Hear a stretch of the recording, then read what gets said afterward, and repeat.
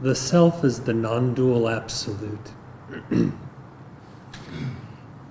It is perpetually silent. Even in the midst of speaking, it is perpetually silent. It is unformed, unborn, eternal being.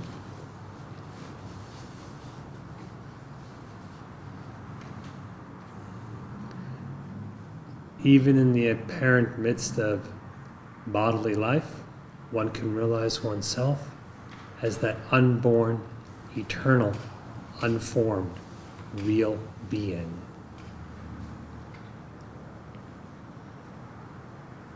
It is infinite consciousness. Even in the midst of ever so many thoughts and states of mind, it remains as unformed, boundless, undifferentiated consciousness. It is also bliss. Behind, as it were, and beyond any state, mood, etc., mode of the mind. The self is only one. There are not a plurality of selves. There are neither many selves apart from you, nor is there a multiplicity of selves within you. The self is only one.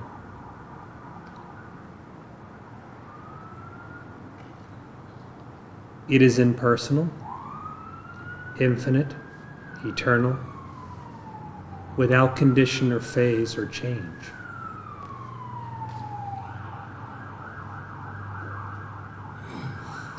If there appear to be to you the self, in which you have either faith, conviction, or some knowledge, and yourself, then it is necessary to inquire into what your self is. The self, being absolute, will take care of itself just fine. It is necessary to inquire as to what your self is. If it appears as if individualized, personal, in a body, all trouble, all samsara, the repetitive cycle of illusion, birth, and death, come from that. Inquire within yourself as to who you are.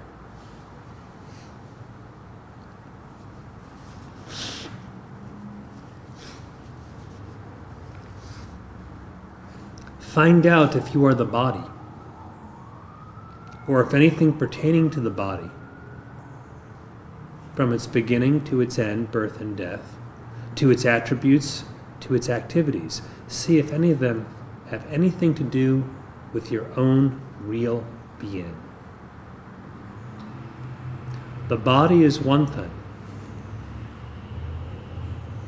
The form, it is transient, dependent upon your senses and your waking state of mind even to appear in your experience. What about your existence? What about your being? Inquire as to what your real being is.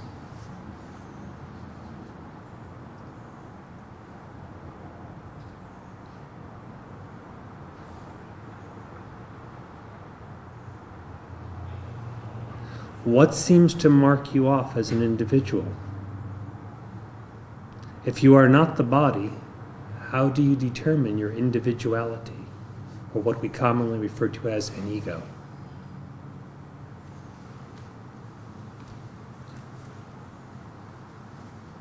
What is it that answers to the name of I? Or is there anyone answering to the name of I? Inquire.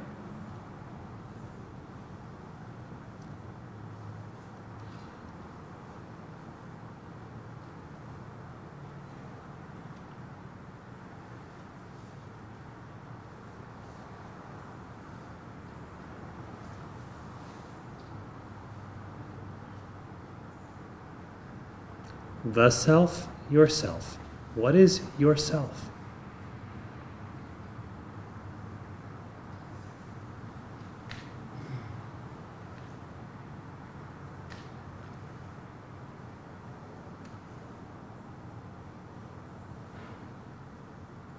The I that could be apart from the absolute or true self. What is this I?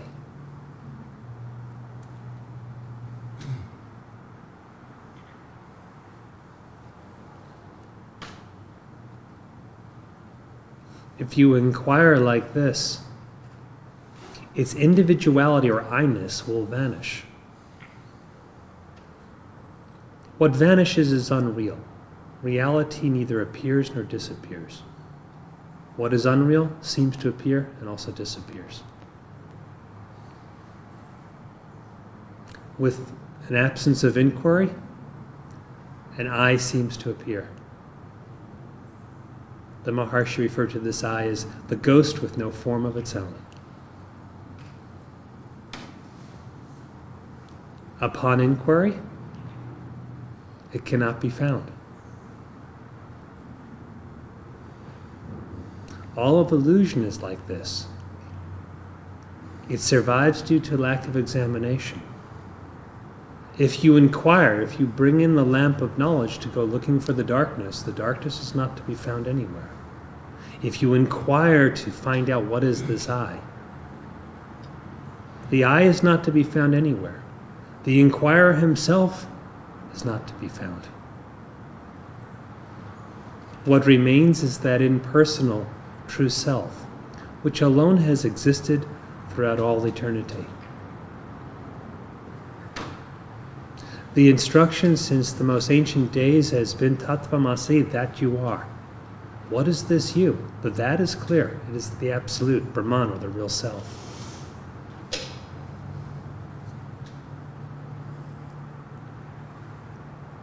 That you are. What is this you?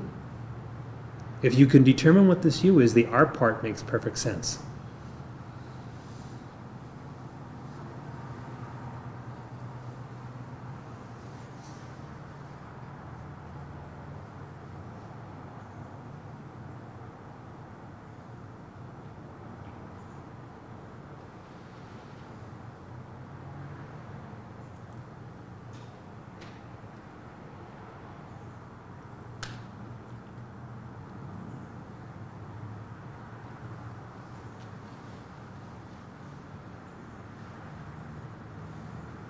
If it is liberation from all of the imagined bondage that you desire, know yourself. How else to know yourself except by constantly and deeply inquiring within yourself as to who am I? If you so inquire, as was mentioned in previous satsangs, you find that the end itself appeared as the means. Knowledge itself appeared as the inquiry to reveal itself.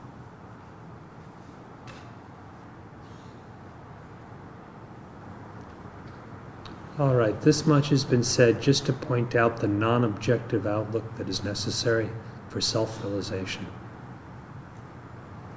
If at any point this morning any of you have a question or you wish to relate your own experience, please feel free to do so.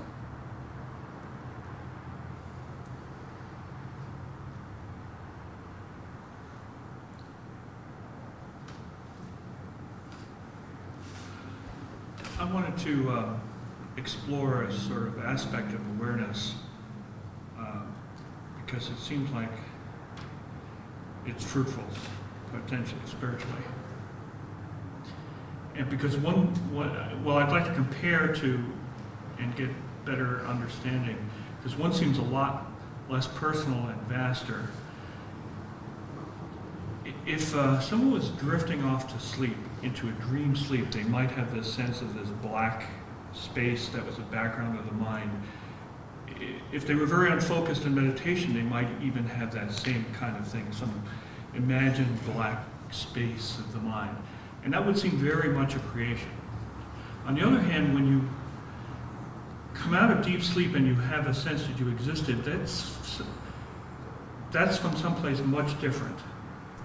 And I was thinking of other examples in different functions of the mind, like when the Zen monk Bankei says you hear a bird behind you, Zen master I should say, you hear a bird behind you and there's no intention or anticipation, but the sound is registered spontaneously. Or he talks about people in a crowded street walking through each other, both the thief and the saint equally manage to mill through the crowd. It's just a little mechanical thing, but there's this. And then the last instance that comes to mind is when you make major life decisions, like in terms of your family or your livelihood or your location, so as to say, be close to the teaching or to pursue the truth. There's this sort of absolute place where these decisions come from. It seems like it's almost as absolute as where the bird sound is heard from, or the crowd mills through, or where you knew you existed in deep sleep. And those seem that place seems so different than this little black space that you might imagine if you were unfocused and trying to imagine the space of mind. It seems very impersonal and promising. And I was trying to get a better understanding. What are you trying to understand? How my identity and the source of my awareness is, it seems much more akin to that spontaneous place. It's not a place, but... How many identities do you have?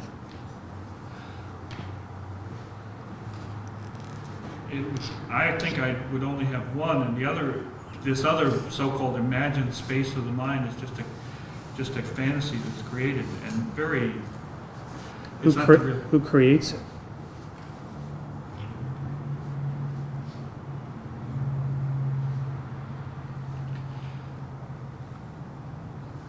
I guess the same one who has those spontaneous awarenesses too. It's. Is the spontaneous awareness, does it come and go? That is it there at some times and gone at other times? The particulars come and go, but the place it comes from doesn't seem to come and go. So it has nothing to do with bird sounds? No, it's not the particulars or the crowd or the deep sleeper. We don't have a bird song right now, but we do have some remote highway noise. Well, sometimes there's an ambulance, and that's a wake-up call. Okay, but right now we don't have an ambulance, we just have a remote. You can hear in the distance some highway noise. What is it that knows the highway noise?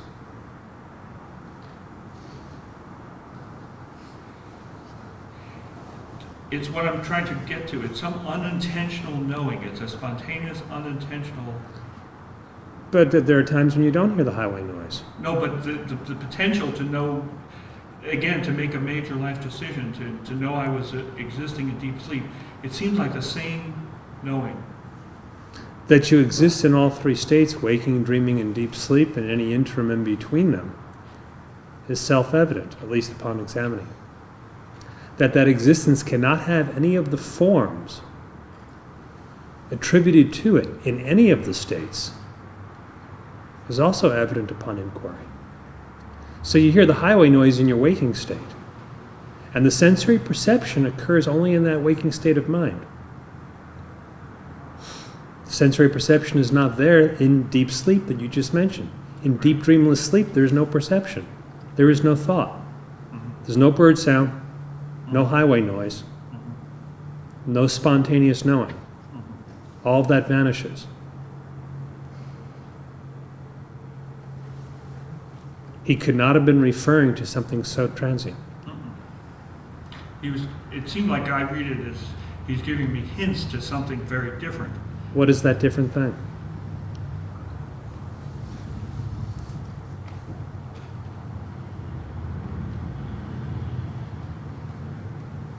That it is ever existent is important to know. That it is here, now, and forever, there, everywhere, is also important to know. Omnipresent. Which means it cannot be, or should not be defined in bodily terms. For no body can be omnipresent.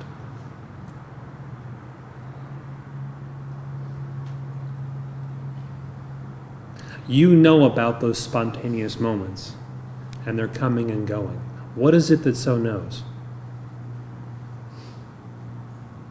To confound that knowing with sensory perception would be an error and a clear oversight.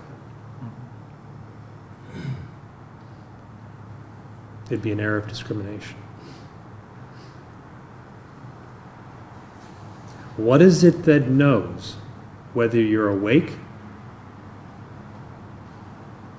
and hearing bird sounds, dreaming and hearing highway sounds, or in deep sleep and hearing no sounds? What is it that knows both things apparently sensed and the sensing, to which the thing sensed and the sensing are both equally objective? The mental cognition of the same also being equally objective. What is it that never becomes an object?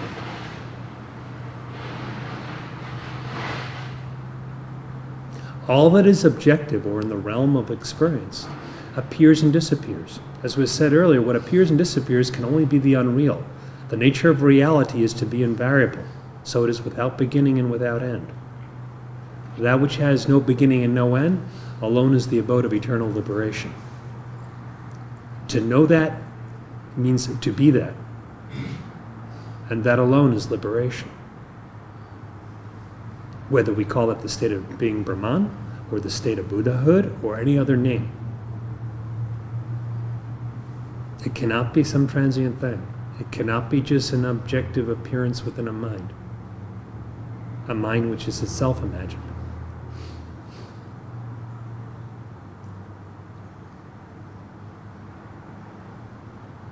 Yes, deep spiritual decisions come from some profound source. What makes them deep spiritual decisions is they are those decisions that turn you in on that source.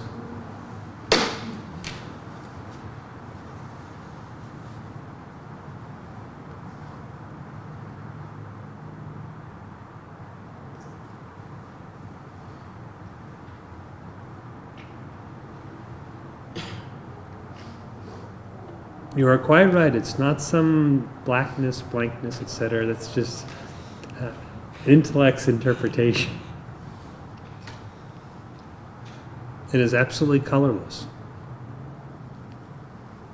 It's not a thing and it's not a blank. You are not a thing. You are not a blank. If there's a thing, you are there. If there's a blank, you are also there. What is that you?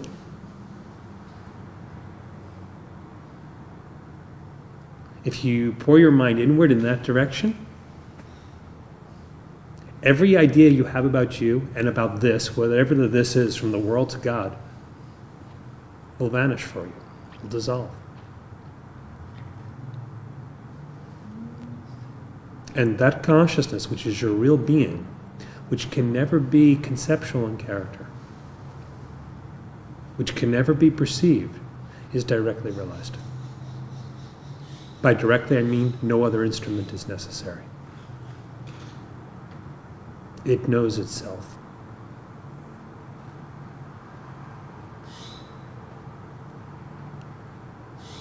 Do you see the direction being pointed out? It's a direction I really want to follow.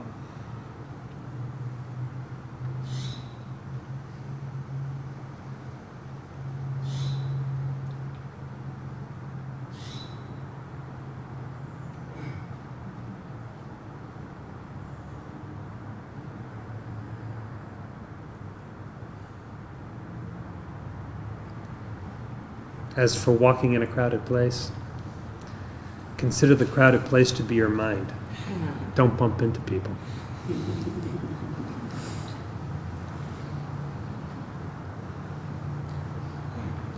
My name's Jim. I'm a relative newcomer to the process of self-inquiry. I've been currently studying Upanishads and reading the Sargadatta and Ramana Maharshi. And I think it's probably a blessing when I'm a newcomer because I don't know how difficult it is. I simply fall backwards into a sense of what I can only describe as limitless non-identity. It's It's just a nothingness. But I'm only skipping, this is happening. I go through this process throughout as much of the day as I can. I stay there as consciously as I can, as consciously as I can, but as unconsciously as I can. But I fall into that, and it's wonderful. It's as if I'm not part of any of this. It simply is this panoramic, three-dimensional movie, and I'm simply in a place, a very peaceful place. But it's just a moment. And then just like these pieces of an eddy of water, like my ego comes back to me again, and the shroud, the suit comes back onto me at gymnast, and then I step back out of it. Not really step, it's more like falling. And then it comes back. So my question is why am I not always there? Why can't I just, not but why is it not permanent? What part of me, I don't want to say what can I do, because I know there is no doing, there's simply being. It is because you view it as states. As for there nothing to be done, you might want to examine that doctrine. How do you know there's nothing you can do? Maybe not physical action, but how do you know there's no spiritual practice? Certainly the act of falling is doing. Every time I remove myself there. Okay, so there is practice. That is my practice. All right, so there is plenty you can do. That is plenty. Right. Is that enough? Shall I just continue? What is it that returns? The sense of the little me, the gym. And who does it return to? My consciousness, my awareness. It begins to populate my awareness. How does that happen? Some type of gravitational magnetic force. All right, it seems to feel that way. Yet the gravitational force is something perceived by you. In other words, it depends on you. Ignorance or illusion doesn't come to one, it's self-conjured. Then it seems as if there's a third hand reaching over me that I don't see, pulling it back into me. That is myself. So I don't see that. Uh-huh. I'm not aware of it. Well, then it'd be worthwhile to examine it. The Maharshi refers to such third hand, as you speak of it, as vasanas, tendencies. The tendencies all seem to be for an ego entity. The I has no form of its own, so it manifests in various forms. For example, one tendency might be to misidentify with the body. If the misidentification with the body is carried into the deeper experience, you will still think of yourself as, although as a being consciousness, as if there were other things to be seen, such as a panorama or a show. Yet can you see those things without the body? That might not be noticed in the experience, but later that I am the body idea will manifest more and you will seem to bring you out of the experience. The seed was there in the experience. And even more subtle concepts in the mind. But the concept I am the body is a pretty concrete concept. It's pretty, you can reach out and grab it. In other words, if we disidentify from the mind and the ego, if this is our orientation, but we still believe that there's a real world perceived by a body, then we'd be trying to let go of something more subtle, yet holding on to something more gross. So is it that there's some part of me that still believes it to be real? Perhaps. I think you're answering your own question. That tends to happen a lot.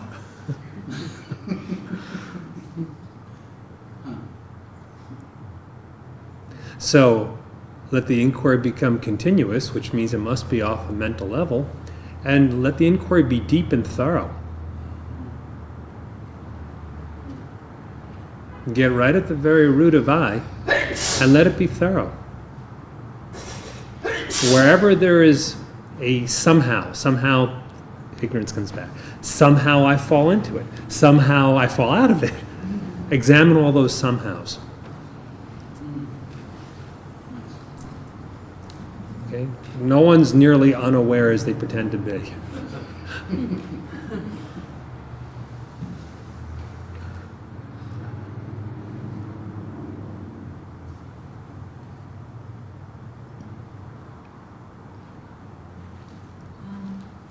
Thanks for the discourse this morning. I was thinking about when you were mentioning that there's no other mechanism necessary. I was thinking that every now and then I get bogged down in doubt, thinking that there's all these other conceptual notions that I'm taking on even more, when it starts circulating around here.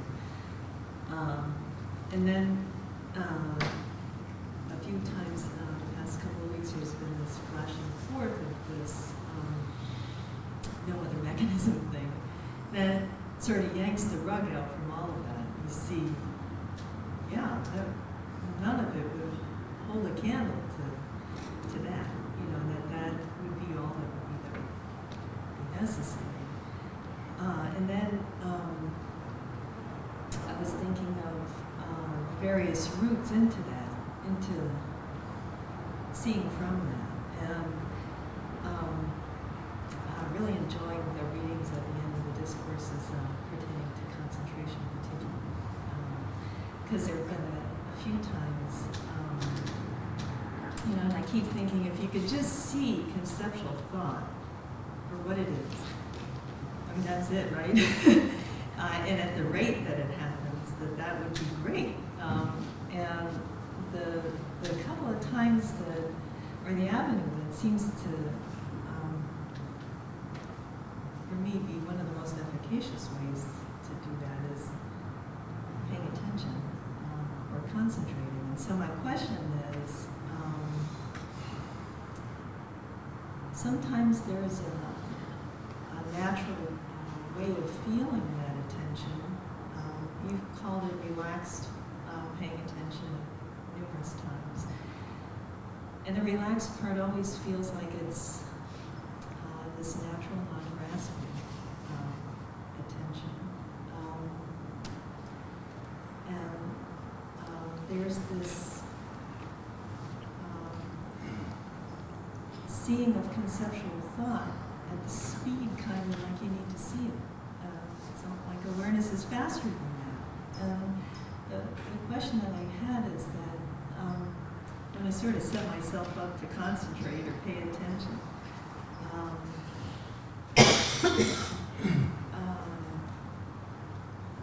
when I do that deliberately, sometimes it feels like I get sort of hung up on sort of letting everything in. And then letting thought in. And you can pay attention to everything, inclusive of all senses and thought itself. It shouldn't be any different. I'm not quite sure what the question is, but I want to use that view of paying attention.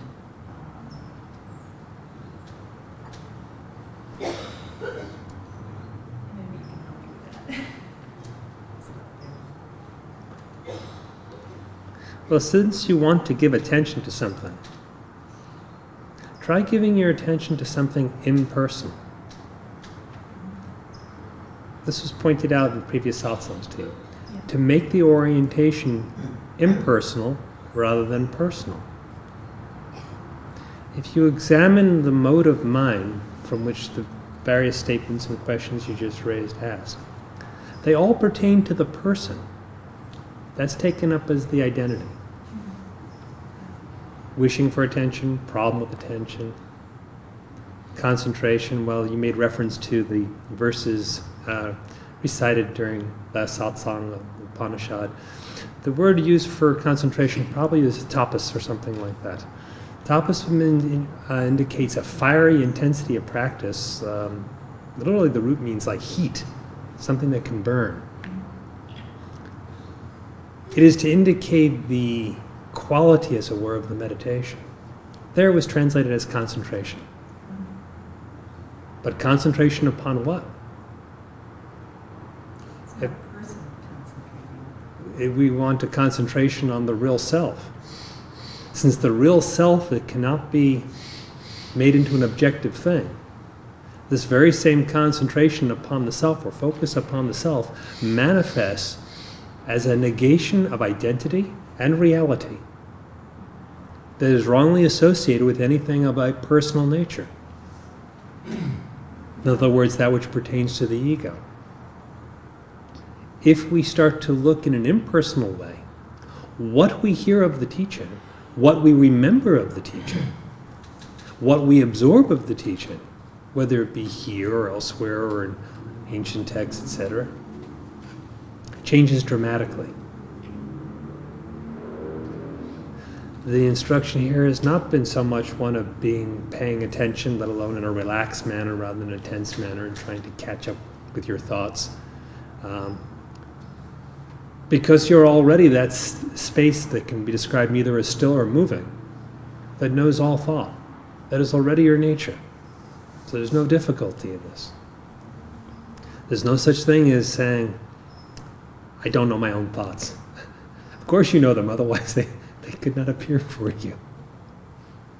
What has been pointed out is that you should make a thorough and deep inquiry as to who you are. And that what you are is something entirely impersonal in nature.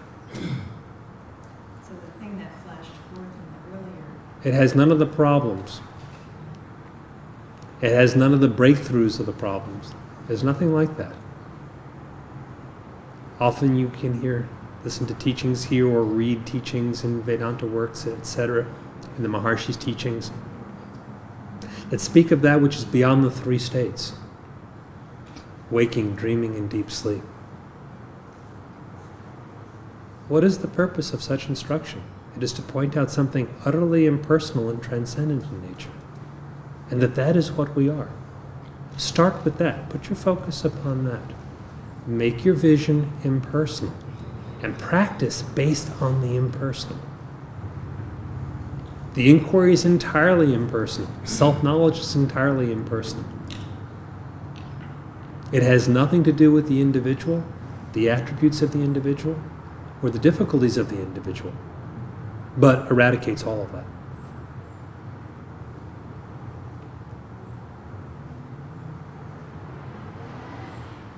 Think it over deeply.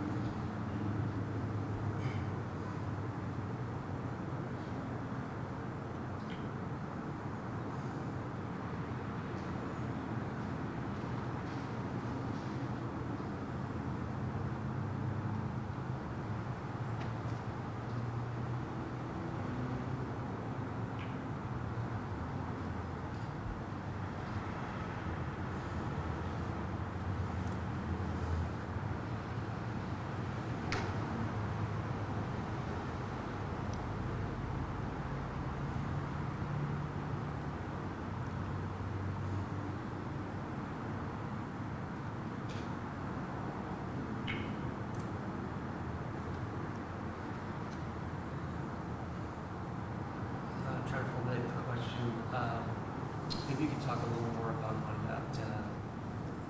surrender, because the place that you speak about is not something that one gets to by, there's effort, but at some point the ego just sort of has to just release, and releasing is, I think,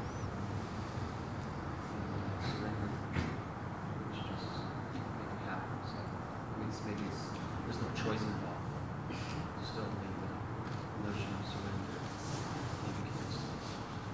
How does this release happen? Say it just happens. Is there a cause for it?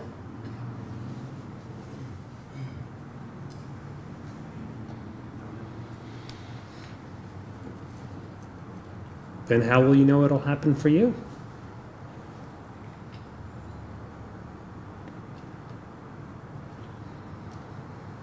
Well, there's a sense that it's there and that it's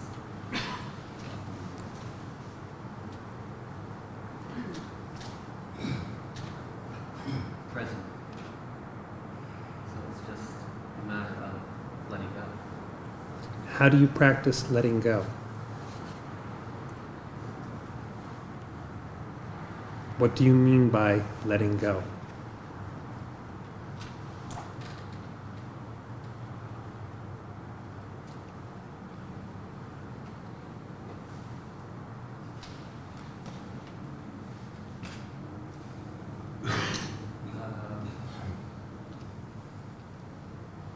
Allowing a space, allowing a space where there's no holding on to something, no attachment. There's maybe relaxation.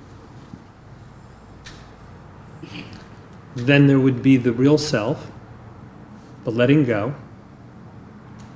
and the ego I who makes the decision, with the ego I being in charge of it all. Why should that be? Why would the absolute not be in charge, the practice be subservient to the ego, and the ego be lord of all?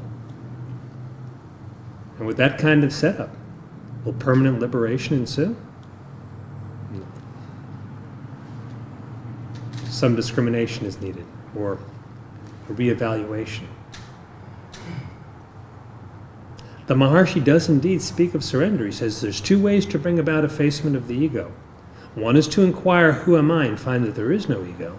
The other is to feel not me, not mine, and renounce the possessing of anything whatsoever. It's not a letting go. It's nothing vague like that. And that he calls surrender, in which God is all, and you have no existence or desire or will of your own. The ego has been effaced.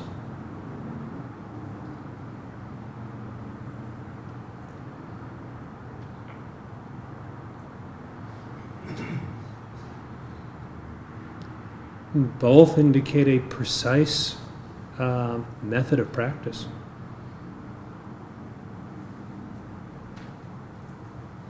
Letting go is common enough. I'm sure you've heard many people speak of letting go.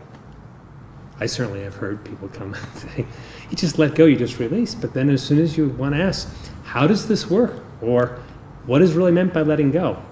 It becomes exceedingly vague. Not formless, just vague. Formless would be good.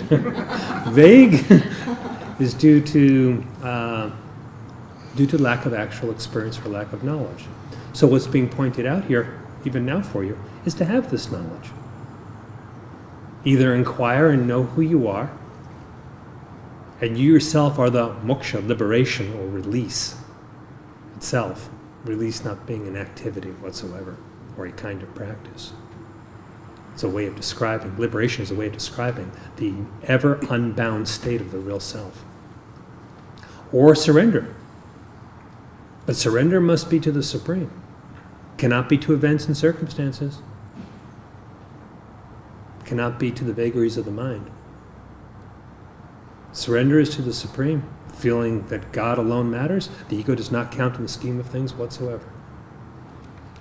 There's still this sense of being in time, and that's I think the difficulty, because there's self, which is What is that? Where is time apart from us? Where is time apart from us? Do you depend on time, or does time depend on you? Have you ever had a state in which, or an experience in which time was not? Even just the exclusion of thought will eliminate time. You must be thinking in order to experience time. So we don't need to worry about time, we just disidentify from thought. See? You're not in the grips of time. However, if you misidentify as a mind and body, time is getting short. It's that ever-narrowing window of time called a lifespan. We want to use it very wisely to fulfill, we could say, life's ultimate purpose. That's liberation, or self-realization as we call it. Go about that in an intense manner. Don't wait for something to happen. Self-realization does not happen. It's not an event, and it's not in time. It is real. Find it by knowing yourself.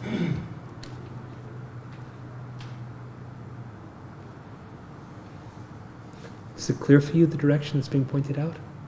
Clear? Good.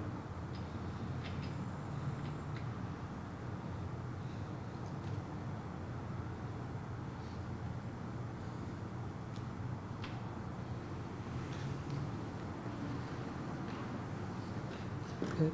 Feels a little greedy, but can I clarify something that you were just telling him about time? Whether or not we recognize it, I mean, how does it affect whether it even exists? It may not affect us, but if we don't acknowledge it, it doesn't mean it doesn't exist. It just doesn't, at a certain level it doesn't exist, but it may still be flowing, it just, we don't care about it. Is that what you're getting at, or are you saying it truly doesn't even exist? How many levels are there to reality? Is reality undifferentiated, or is it divided? Undifferentiated. If it's undifferentiated, can we speak of levels or degrees of reality? No. What is real ever is, what is unreal never is.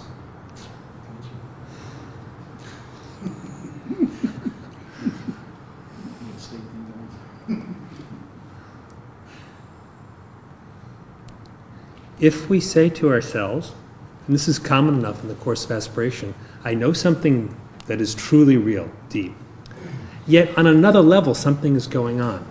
There must be somebody who's shuttling back and forth between these levels.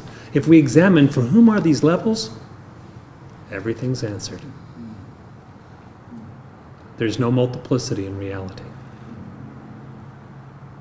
It makes the difference between what is traditionally called qualified non-duality and unqualified non-duality. Qualified non-duality means non-duality but some difference. Unqualified non-duality means reality as it is.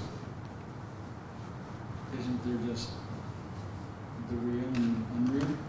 Unqualified duality is the unqualified non-duality. Unqualified non-duality. Non-duality with no limitations put upon it. That's the self, right? Yes. Everything else is not the self. Mm-hmm. So qualified, unqualified doesn't, I mean, it's a useless adjective. It's a way of describing, and for the sake of aspirants seeking self-realization, it's a way of describing, we could say, degrees of knowledge or ignorance. Knowledge mixed with a little bit of ignorance, or non-duality mixed with a little bit of duality. Okay. If the aim is utter non-duality, in other words, a seeing of reality as it is, then when we come across notions in our minds or perspectives in our minds of there is the self and then there's something else going on, we want to examine what this something else is and who has it. Like that.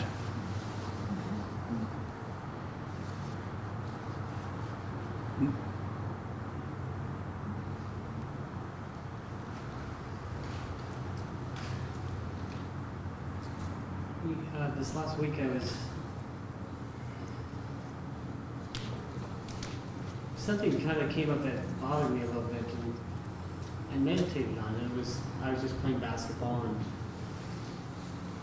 and it's a physical contact sport, and sometimes people get hurt. And I accidentally poked somebody in the eye, and kind of bothered me, I guess. I don't know why it bothered me so much, but I meditated on it, and I kind of tried to, meditate. Okay, what if I lost a sense of, my senses? And it's kind of interesting, I guess. I'm not sure if I really resolved that feeling.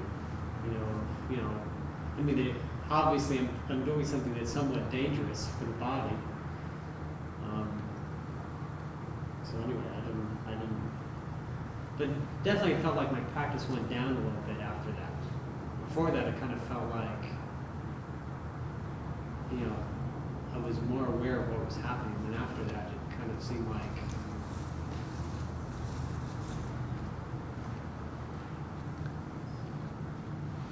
Did you feel concerned for the person whose eye got poked?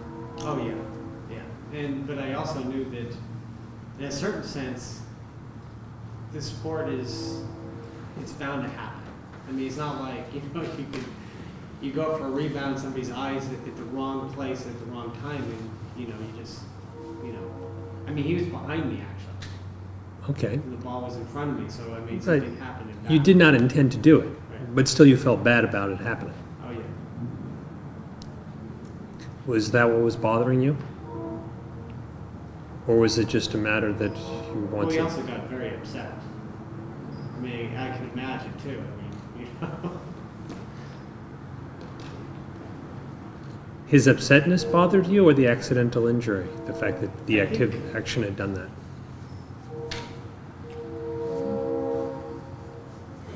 I wasn't 100% sure, because he got very extremely upset, and I said, I definitely didn't mean to do this, and he said, oh yeah, don't worry about it.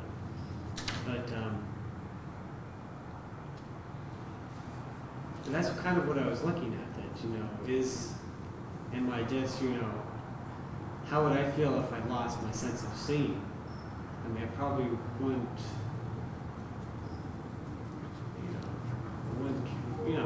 it's a handy function to have.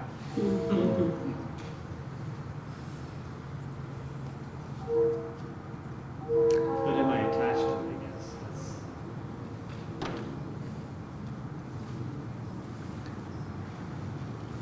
What happens to your existence if you lose your sense of sight?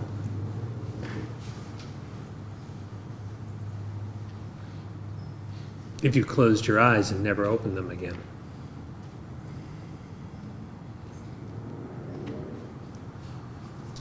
My existence will be touched.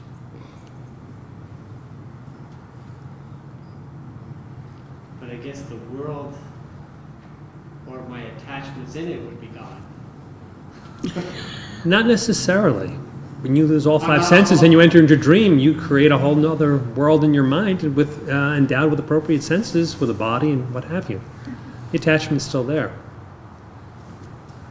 Liberation from attachment comes by knowledge. It does not come by elimination of the senses. Otherwise, the ancients would have advised long ago, we just cut off the ears, the eyes, the nose, anesthetize the skin, and we're all fine, right? But that's not what is advised.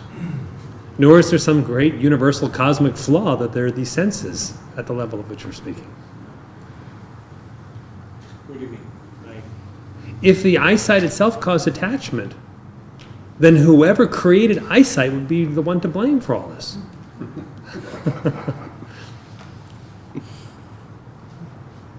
Whatever it is that created made eyesight even possible.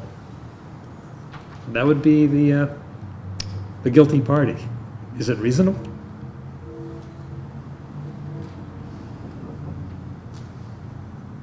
Eyesight doesn't create attachment.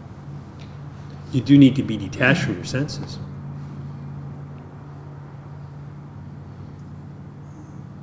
If you had no eyesight, where would you get your happiness?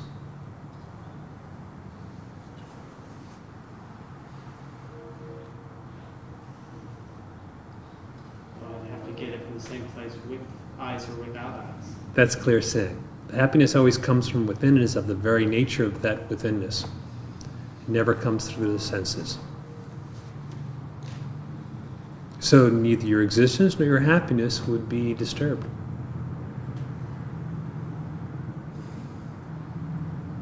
That existence, which is the source of happiness, is already detached from the senses.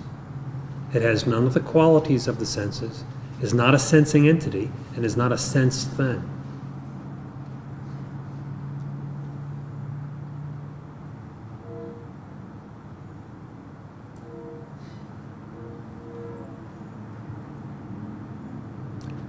That blissful existence, which is also consciousness, not a sense thing, is not an acting thing, for it is not the body. So it does nothing, neither good nor bad. Seems like it's sensed indirectly though. What do you mean?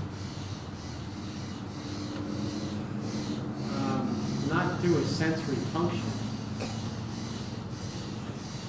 but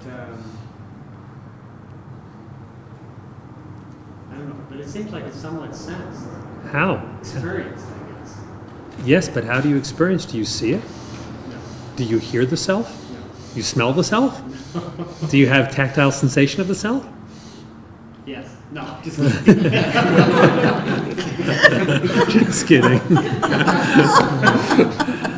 How do you experience it?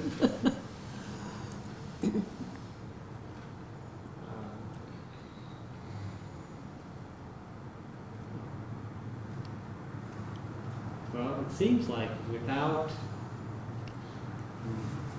the less I'm in the picture, the more it's experienced. Whether you think you're in the picture or not, don't you exist? And the knowledge that you are, does that vary? Or is that the same? The knowledge that I am. Not what you think, not what you think about it, just the knowledge that you are. I think it varies. How does it vary? I don't know. It seems like when I think about stuff, or when I'm, involved in, the world, then it varies. In other words, when I believe that there's a world existing out there, Out where?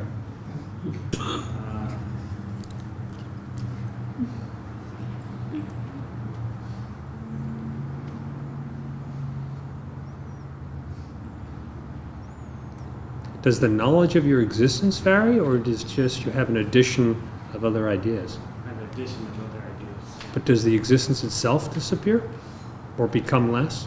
Okay, so that's a good question. How do I know that it doesn't vary though? Because it seems like there's a variation. Variation in your existence or variation of what comes and goes? Variation in the knowledge of existence or variation in the imagination of a mind, which is itself unreal? Okay, it seems like I have to see that more deeply. Okay. So how would I do that though? That's kind of interesting. The one who wants to do it. Who is he?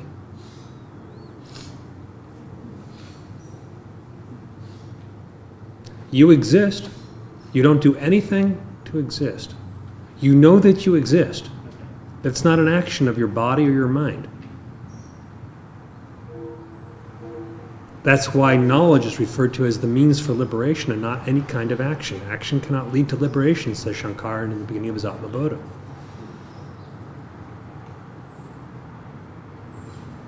It cannot be anything sensed.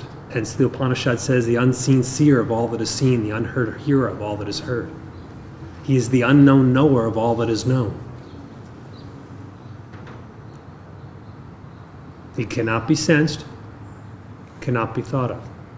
You do not think anything or sense anything in order to exist or to know that existence. But to know anything else, all those things, mind, senses, seem to be necessary. From a more subtle or deeper perspective, what you call the senses in the world are just as much inside the mind as what you call outside. Just as in dream, you seem to have inside and outside, but both are inside your mind. There's a subject, the subjective and the objective, but both are within the mind. Right now, the waking state is similar. Whether you're waking or whether you're dreaming or whether both states vanish and with them the subject and the object both vanish, still you exist and still you know that you are, but you don't think that you are. But you know that you are. That you that you are cannot be anything appearing in those states of mind. Cannot be anything appearing in the senses which are non-existent then. Cannot be anything appearing in a mind which has ceased to be.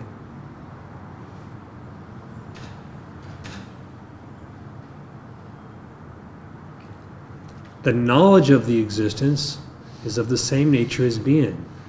This is the first point elucidated by Shankara in the Svatmanirupanam. How existence is, and if you know your existence, that knowledge is the existence, and if you doubt your existence, that knowledge is of that real existence.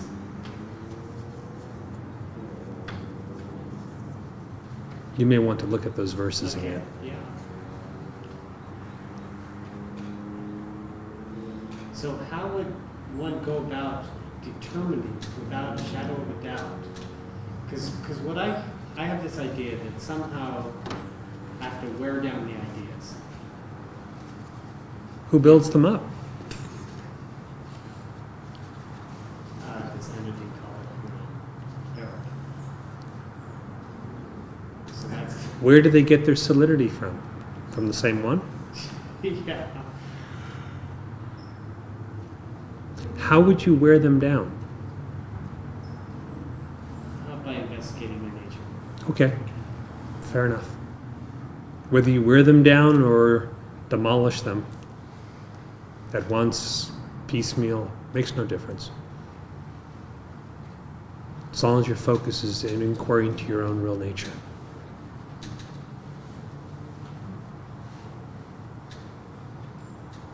If you proceed along those lines, you see that you are not a body, you're not in a body, you don't even have a body. So you did not do anything, and loss of a body is no loss to you. The same applies to the senses.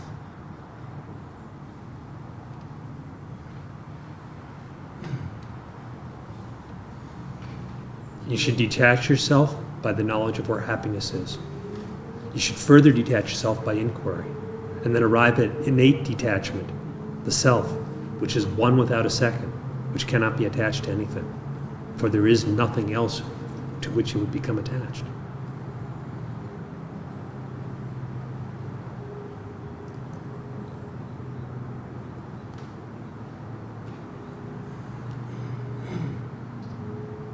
It seems like just, is it, I think you said somewhere in your talk, your discourse, that, and this kind of goes back to what you were just saying, it seems like the body misidentification occurs quite often if investigation is not done into, my nature. And so typically I kind of try to start out noticing, could I be the body? Because it seems like that's the assumption. There's kind of like a basic assumption, but then it seems like, then I try to take it back. Similar to the way you told me last satsang, just to keep that simple misidentification. But it's interesting that it seems like it goes a lot of times back to that. Mm-hmm. This is why the Maharshi so frequently makes reference to freedom from misidentification with the body in his teachings.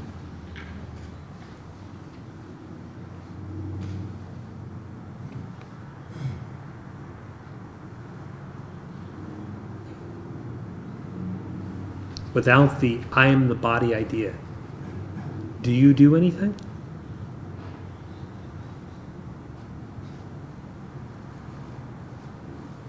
Without the I am the body idea, are you endowed with the senses?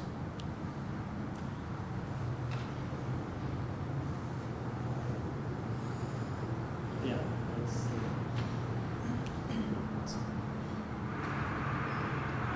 it seems like then, it seems like you reduce that more to how it's in the mind then. Is that what the instruction you gave me last night.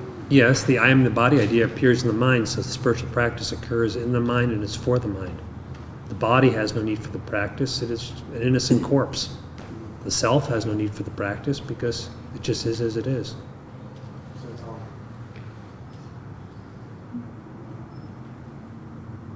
So that experience of it, of the senses all being in the mind, All right.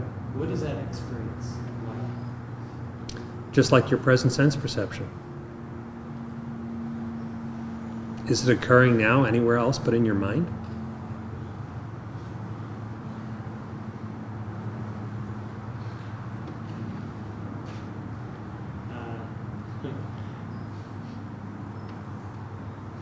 I guess I could think otherwise, but When you think something, does it make it so? in other words, it's just a matter of thinking. And so it's still in the same place that it was before. Do you have sense perception without the mind's activity?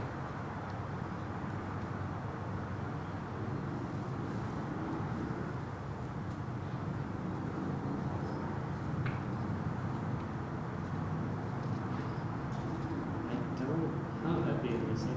I could get out. I don't know. That is, if the mind is totally, there's no thought at all. Mm-hmm. I don't think you can have, I don't think you'd sense anything. Right. You experience that every night in deep sleep or various samadhis. No sense perception. Where else is the sense perception taking place? We think it in terms of sensing something. The something is in the sensing. The sensing is in the mind. It is only a mode of mind connected with the idea of something external.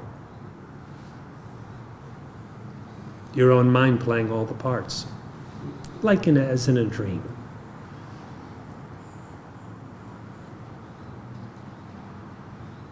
Where is the mind?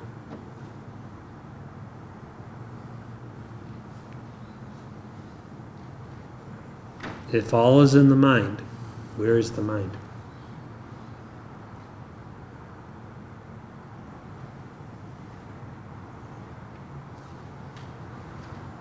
It's a really important question.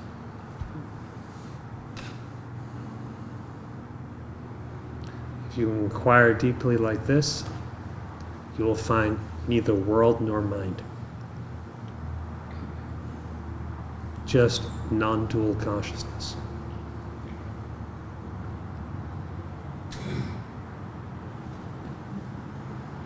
Shanti? It's, I find it also interesting to note that the senses are totally in the service of the body, of the body idea. They are never giving us anything spiritual. They're incapable of it. That is so. That is so.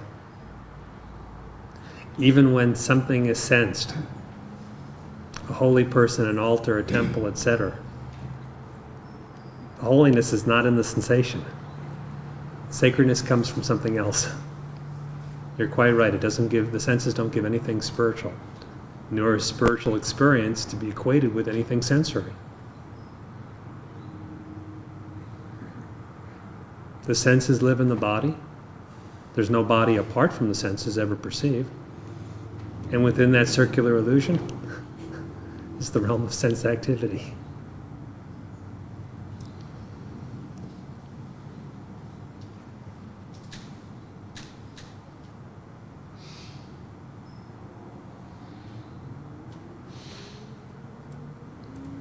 Last question for this morning. Okay.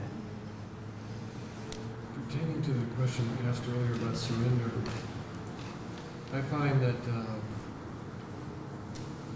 you were saying that it has to do, well, what I find is that sometimes suffering or that identification with the body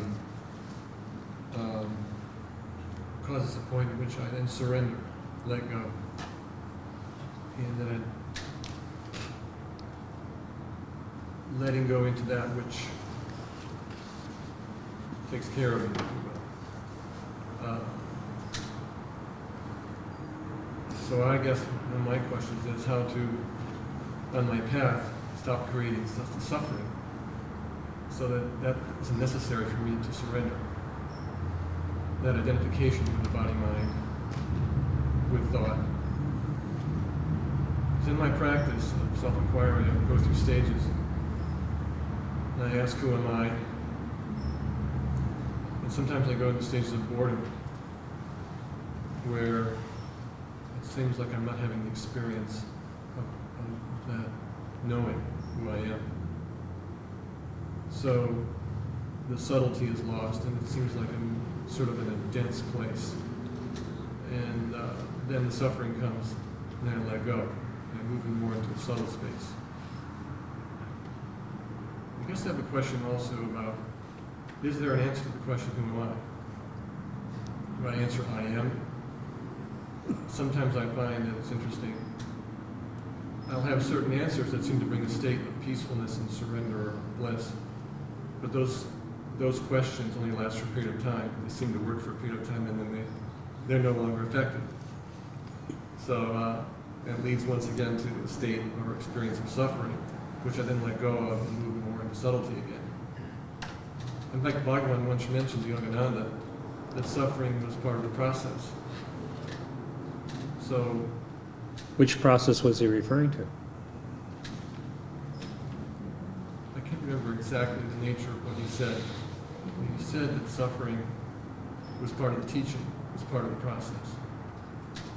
No, he was asked about why was there suffering in the world. And first gave instruction about who sees it. When the question was reiterated along those lines, then it was said suffering was part of the process. In what way? Suffering drives a man to look within, because he cannot find an answer outwardly. Looking within, he either seeks out God, in which case he surrenders to God, but then what you surrendered, you can't claim back. You can't pick it up again. So the roots of suffering are burned out or destroyed. Or he looks to the self within, that same self is God, inquires, who am I? And the sufferer and all his attributes, which created the suffering, are understood to be unreal. They cease to exist and can no more sprout into new suffering than the waters of a mirage can cause you to drown. It just is absurd. If in meditation you give an answer such as I am, or I am the self, because of what that answer signifies, you're going to feel a certain degree of peace. However, it's not the actual inquiry, it's a thought that reflects, it's a very noble thought, that is reflecting something of truth. So you feel good about it because of the reflected light of truth. But it's not the actual inquiry. Just as Sri Bhagavan has indicated, no answer is to be supplied for the inquiry. There is an answer, but it's the nature of the inquirer himself. That we need not, in its direct experience, we need not supply an answer in our minds, certain words, certain ideas.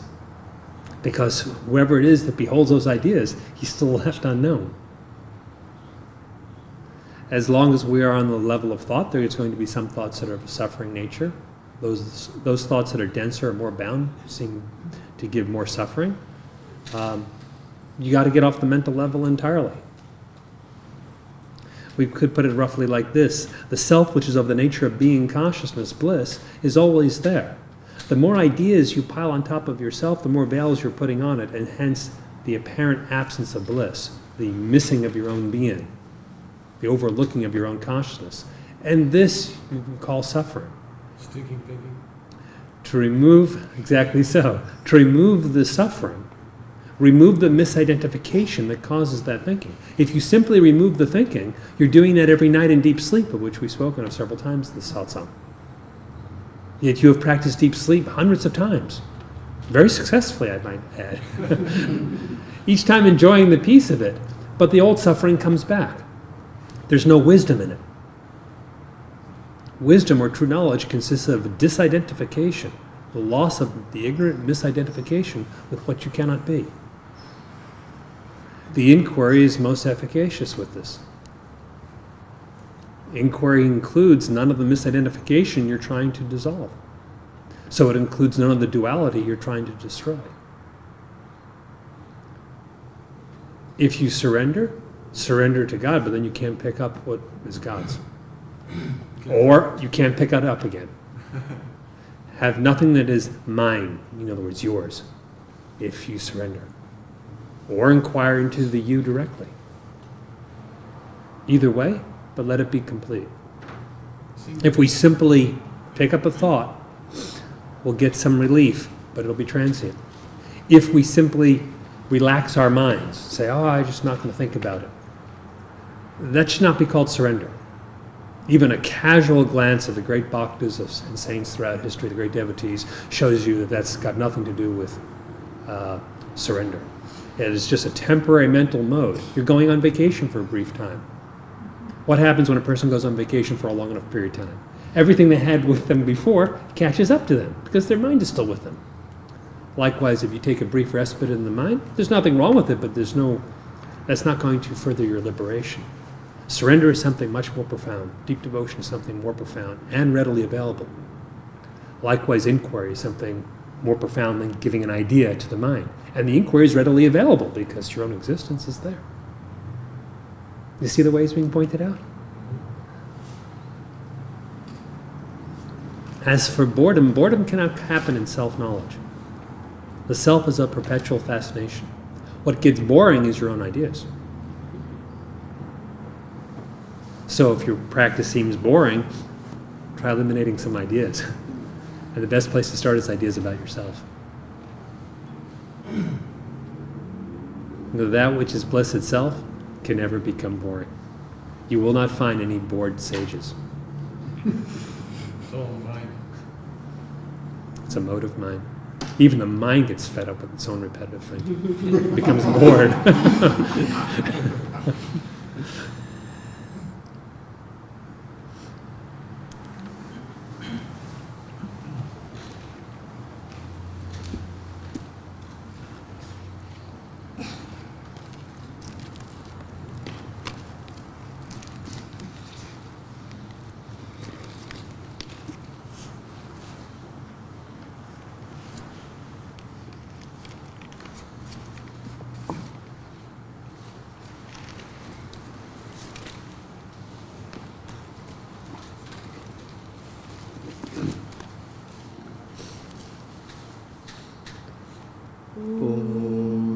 Purnamadaha Purnamidam Purnat Purnamudachyate Purnasya Purnamadaya Purnamevavashishyate. Om Shanti Shanti Shanti. That Supreme Brahman is infinite, and this conditioned Brahman is infinite. The infinite conditioned Brahman proceeds from the infinite Supreme Brahman. Then through knowledge, taking the infinite of the infinite conditioned Brahman, it remains as the infinite, unconditioned Brahman alone. Om, peace, peace, peace. Om Ishavasyamitagam sarvam yatkinchit jagatyam jagat tena tyaktena punchidama kratah kasya siddhanam. All this whatsoever moves on the earth should be covered by the Lord. Protect yourself through that detachment.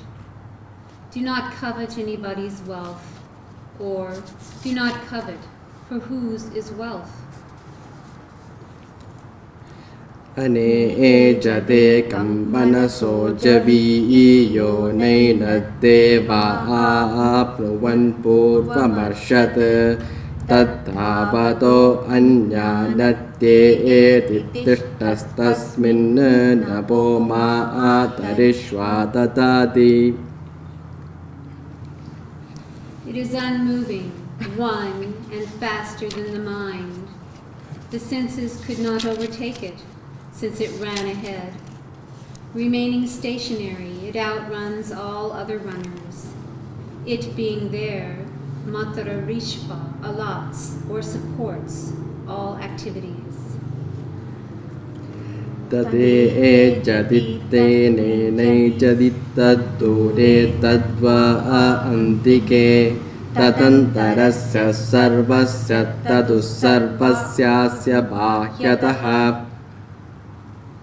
That moves, that does not move, that is far off, that is very near, that is inside all, and that is outside all. Yastu sarvāni bhūtānyātmanyeva nupashyati sarva bhūteshu chātmanam tato navvijugupsate. He who sees all beings in the very self, and the self in all beings, feels no hatred by virtue of that realization. Yastu sarvāni bhūtānyātmaiva bhūtvijanadaha tatra ko moha kashoka ekatvam anupashyataha. When to the man of realization all beings become the very self, then what delusion and what sorrow can there be for that seer of oneness?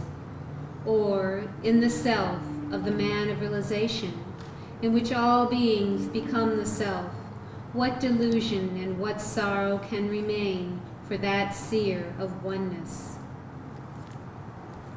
Sapajyaka chukramakayamavranamassa viragam shuddhamapa apaviddham kavirmanishi paribhusvayam bhurya adadatyato arthan vyadadachashvatibhyaha samaabhyaha. He is all pervasive, pure, bodiless, without wound, without sinews, taintless, untouched by sin, omniscient, ruler of mind, transcendent and self-existent. He has duly allotted the respective duties to the eternal years, that is, to the eternal creators called by that name.